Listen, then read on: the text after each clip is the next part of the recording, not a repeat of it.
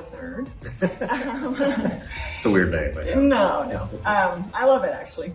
And Harris is the founder of Istoria Collective, and he is also a friend and mentor. And I love the practices that you're involved in and how you inspire entrepreneurs and are not only invested in their success financially, but invested in their success emotionally in their families. And so I'm really grateful to be able to talk to you on the Legacy Lounge and ask you some questions about legacy. So it's an honor, really. I mean that. I know that's what people like me in chairs like this are supposed to say at moments like this is it's an honor to be here, but I truly mean it. It's really an honor. Well, thank you. Thanks. So the first question I'd love to ask you is, what is legacy to you? So over the next couple hours as we unpack that. I was hoping 15 minutes, but I'd love to talk to you that long. Well, first of all, the first thing that comes to mind is that legacy is a story. That's a story that we build and create over the course of our life, which is a story. It's a story that we leave behind that hopefully continues to unfold so that once I'm gone, my legacy continues. So in other words, once my story in this chapter ends, that additional chapters continue to be written that were inspired by the one that I lived when I was present.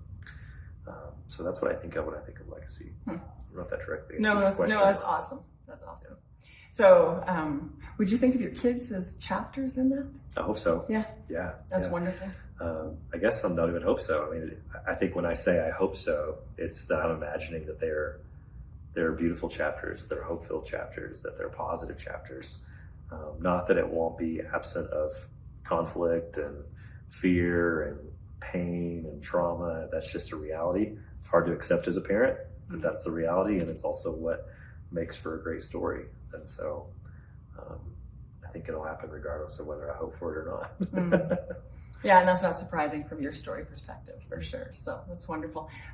So thinking about that, what would be your historical why or the story behind a why for legacy for you? I mean, again, so many things come to mind.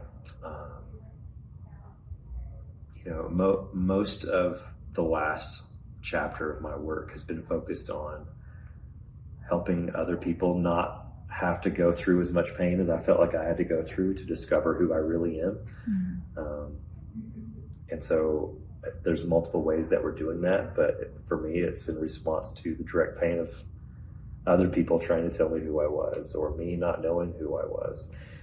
So whether that was being bullied as a kid or being abused as a kid even, to all the ways that I medicated throughout my teenage years to try to reduce the pain that I felt, to, as you know, part of my story, making about $1 million by the time I was 21, performing magic shows around the world as an entertainer, only to go bankrupt by 22, which means I made and wasted all of it. That's a small fortune for a kid who grew up in a small town on a farm, right? And so all of that links back to me just trying to find my place in the world, trying to find meaning and purpose, and doing everything in my power to make someone go, oh, I see you. But how did I know if I was really seen if I didn't even know who I was? Who were they seeing? What were they seeing? What they were seeing was a manufactured, masked up version of me that I wanted them to see because I didn't know who was behind that mask. It's interesting. I've often said that my vocation at the time was I was a magician or an illusionist, and that my vocation as an illusionist became my lifestyle. Right. That I would perform on stages for applause because the applause was also a way of medicating temporarily against the pain of not knowing who I am. It's like, oh, well, I was a version of something on stage. When people clap, they must like that version. But if that's the version they want, but I don't want the applause to end, I must keep performing that show. So I feel like I've just kind of been on a mission in this last chapter of my life to help other people step into owning their story, understanding their story, as our mutual friend Mark would say, excavate themselves from their story so that they have confidence in who they are, they understand how the dots in their story connect, that they recognize that there is this work that they were put on this planet to do to solve for some of the pain in their story, and then do everything that we can to support them into stepping into living that story out from a place of authenticity. Yeah.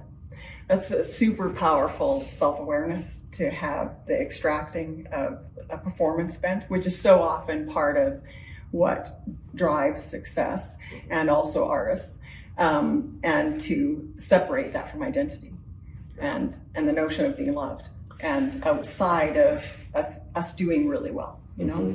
Yeah. So. I mean, my pendulum has swung on the whole identity thing over the years. It's like, oh, we are not what we do.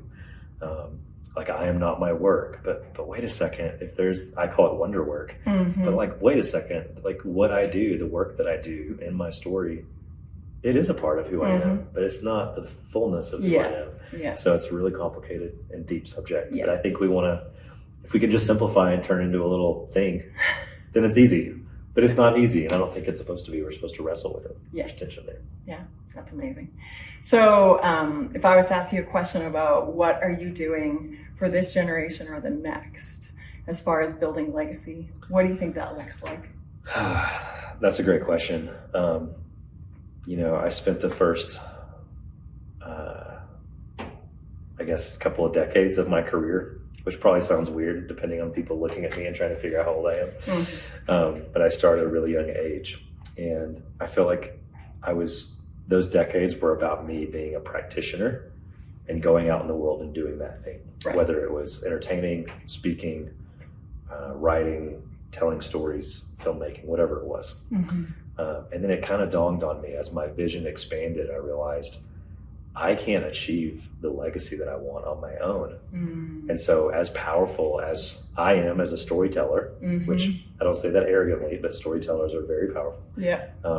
And when I feel empowered and step into owning that power, as powerful as that is, it pales in comparison to the power of a community of storytellers, a community of entrepreneurs, a community of therapists, a community of fill in the blank with whatever. And so I've kind of realized that this next chapter of my story, and I think it's the one that's most connected to my long-term legacy, is to not just go out in the world and be great at what I do, but to build a community of people that join together and as connected with each other become great at what they do, what we do, that we're so much better together than we ever could be alone. And to me, I think that's boosting the success rate of me accomplishing the change that I want to see in the world, and therefore hopefully the success of achieving the legacy that I have a vision to leave behind. Yeah, I definitely agree with that. That's a beautiful segue to the next question, because just the notion of collective space and us coming together to solve, not just solve problems, but make life better for people. And so my last question would be, what keeps you awake at night? What would you love to see? Sure, there's lots of things, but what's the one thing that's like an earworm or really gets under your skin that you would love to see shift? Yeah, the big high level answer to the question is the incomplete story. That's what keeps me up at night. That's what a vision is. It's a story, but it's imagined. But that vision is incomplete. And so it keeps me up at night that the story's not finished. Specifically, what is that imagined story? I think it comes back to that connectedness, that community. It's the realization that I can't do it on my own. I can't complete the story on my own. So we must build a community of change makers, because that's the only shot we have at shifting culture and creating a brighter future. As a dad with young kids, I'm not content with the world as it is that they are growing up in. But when you think about community being at the forefront, you start to recognize, okay, well, what are the hurdles? What are the roadblocks?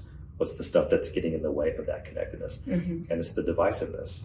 And there's a lot of tension around that, because right now there's division that is keeping people from being able to sit down at a table with each other and have conversations. Yes. Even in this room that we're sitting in, there was a group of people earlier who have very different belief systems, but yet there is a thread that tied them all together that allows us to leave here feeling connected.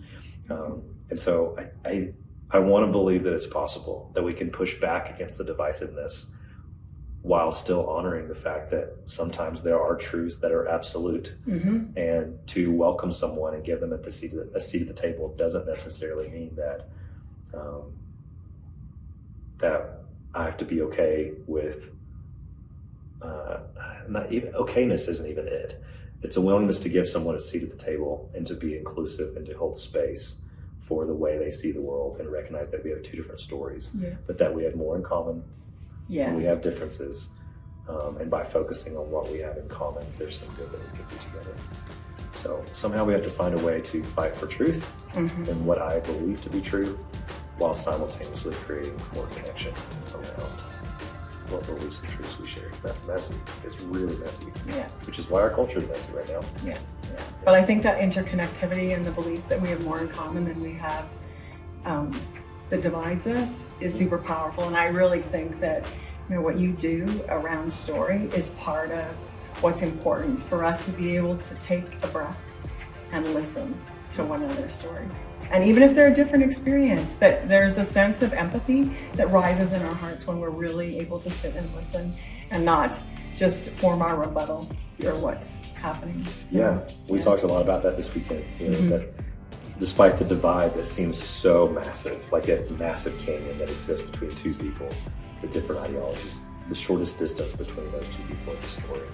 And the moment you sit down and hear someone's story and what's been in their upstream, as we called it, there's a shared empathy, compassion, connection. And it leaves you going like, gosh, that person that I villainized because of an ideology, I now see as a human being. I'm actually where I previously might have been discussed with something about this individual. I now admire their courage because I recognize what they've gone through and how strong they are to have this lived experience and still be on the other side, wanting to do good in the world. So, that's awesome. Thank you so much for meeting me. I'm so glad that we got to be with this beautiful backdrop in Utah at Snowbird. And I so appreciate the weekend here. Well, it's an honor. Love what you're doing. The work that you're doing is incredibly important. And so I hope people will really listen to these conversations that you're having. Thank you so much, Harris. You're welcome.